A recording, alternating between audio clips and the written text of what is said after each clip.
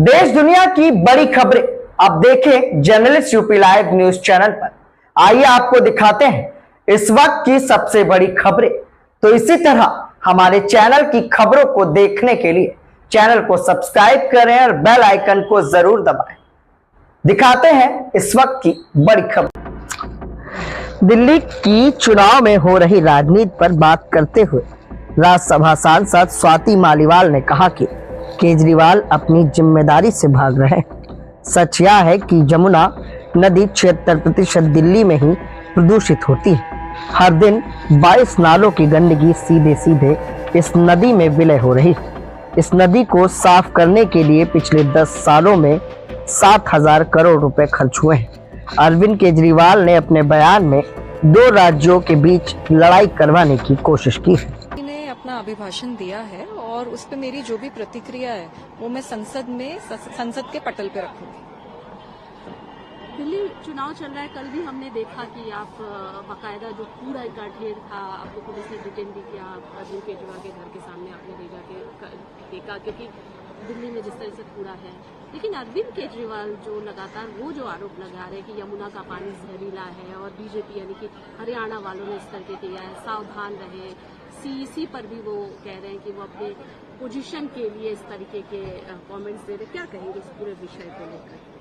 देखिए, मुझे लगता है अरविंद केजरीवाल जी अपनी जिम्मेदारी से बचना चाह रहे हैं और सच ये है कि आज यमुना नदी 76% दिल्ली में ही प्रदूषित होती है और वो नाला बन चुकी है। हर दिन 22 नाले सीधे सीधे इस नदी में विलय हो रहे हैं।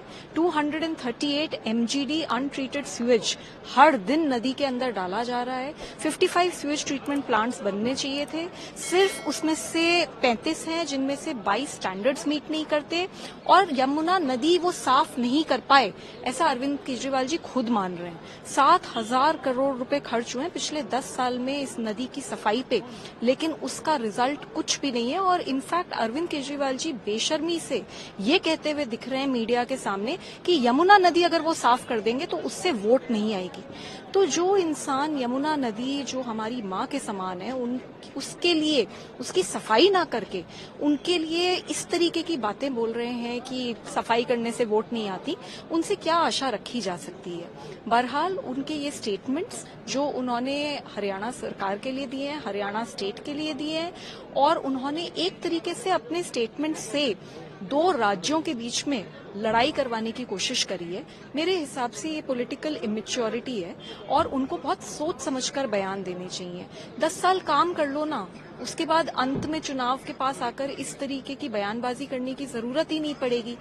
फैक्ट ये है कि यमुना आज बहुत पोल्यूटेड है और जैसे आज वो कहते हुए फिर रहे हैं कि अब यमुना साफ हो गई, तो यमुना तो साफ ही नहीं हुई, यमुना तो बहुत बुरे हाल में है। वो कह रहे हैं अब दिल्ली वालों को साफ पानी मिलने लगेगा, पर दिल्ली वालों को तो आज भी साफ पानी नहीं मिल रहा।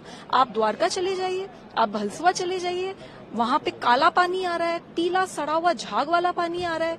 तो अरविंद केजरीवाल जी को जरूरत है कि वो जगह जगह जाएं, लोगों की समस्याएं समझें और उनका निवारण करें।